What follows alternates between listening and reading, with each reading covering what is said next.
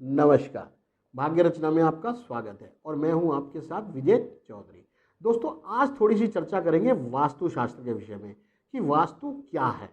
दोस्तों, वास्तु वास प्लस तू, वास यानी कि निवास और तू यानी कि हम, जहां हम निवास करें वहीं वास्तु। दोस्तों, वास्तु जो है भूमि, ऊर्जा और दिशा पर कार्य करता है। हम किसी भी प्रकार का कोई निर्माण कार्य करते हैं तो वास्तु का संबंध अपने आप उससे जुड़ जाता है और उस निर्माण कार्य में होने वाले शुभ और अशुभ परिणामों को ये दर्शाता है।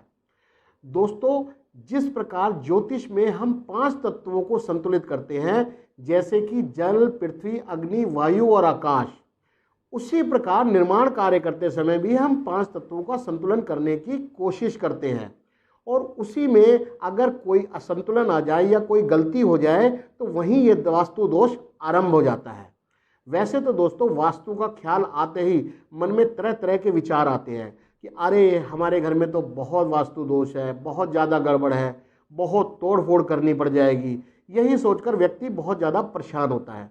लेकिन दोस्तों, मैं आपको समझाना चाहता हूँ कि बिना सोचे समझे अपने घर में कभी कोई तोड़ फोड़ ना करवाएं, क्योंकि बिना तोड़ फोड़ के भी वास्तु दोषों को सुधारा जा सकता है। बिना किसी परेशानी के आज के समय में वास्तु दोषों को सुधारा जा सकता है, जैसे पिरामिड से, जैसे कलर थेरेपी से यानी कि रंगों के माध्यम से, और भी कई प्रकार के ऐसे उपाय हैं जिनसे वास्तु दोषों को सुधारा जा सकता है। इसलिए अपने घर में तोड़फोड़ करवाने की कोशिश ना करें। लेकिन हाँ दोस्तों, एक बात आपके साथ साझा करना चाहता हूँ। 2 दिशाएं ऐसी हैं, नॉर्थ ईस्ट और साउथ वेस्ट। अगर इनमें कोई गंभीर दोष आ जाए तो शायद हमको कुछ तोड़फोड़ करवानी भी पड़ सकती है।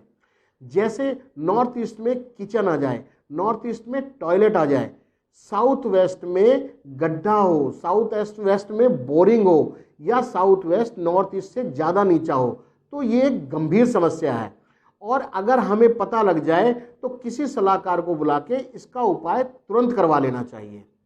दोस्तों, एक बात आपसे और साझा करना चाहता हूं कि मेरे पास अक्सर लोग आते हैं अपने घर का वास्तु कराने के लिए, लेकिन जब मैं उनसे ये पूछता हूं कि आपका मकान किस मुख का है तो वो मुझे समझा ही नहीं पाते हैं।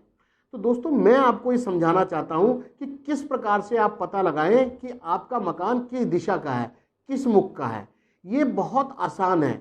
दोस्तों, जब भी आप अपने घर से बाहर निकलते हैं, बाहर निकलते समय चेहरा आपका जिस दिशा की तरफ हो, आपका मकान उसी मुखी का होता है। जैसे कि घर से बाहर निकलते समय अगर आपका चेहरा पूर्व दिशा की तरफ है तो आपका मकान पूर्व मुखी हुआ। आपका चेहरा घर से बाहर निकलते समय अगर दक्षिण दिशा की तरफ है तो आपका मकान दक्षिण दिशा की तरफ हुआ।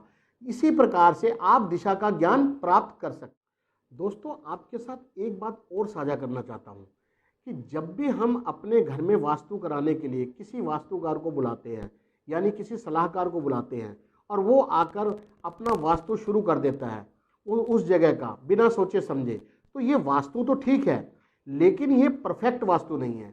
परफेक्ट वास्तु के लिए उस जगह से संबंधित मुखिया की कुंडली का अध्ययन करना भी बहुत ज़रूरी है, क्योंकि जिस जगह का हम वास्तु कर रहे हैं उसके मुखिया की कुंडली का अध्ययन नहीं करेंगे तो परफेक्ट वास्तु नहीं कर पाएंगे। इसलिए जब भी हम देखेंगे कि उस मुखिया की कुंडली में जिस दिशा में प्रॉब्लम है, जिस दिशा में गड़बड़ है, हमारे उस घर में उसी दशा में यानी कि उसी स्थान पे जरूर कहीं ना कहीं कोई गड़बड़ होगी। इसलिए परफेक्ट वास्तु के लिए दोनों चीज़ों का अध्ययन करना बहुत ज़रूरी है।